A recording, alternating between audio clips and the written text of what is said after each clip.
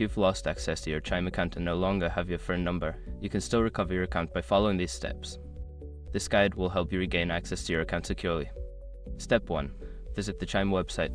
Go to the official Chime website or open the Chime app on your device. Look for the option to log in or recover your account. Step 2. Select Forgot Password. On the login page, click on the Forgot Password link. This will direct you to the account recovery process.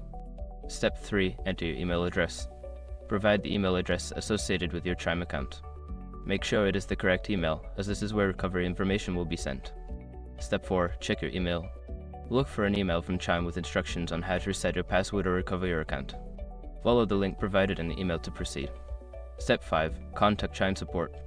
If you cannot recover your account through email, reach out to Chime customer support. Provide them with necessary information to verify your identity, such as your full name, date of birth, and any other requested details. By following these steps, you should be able to recover your Chime account even without access to your phone number.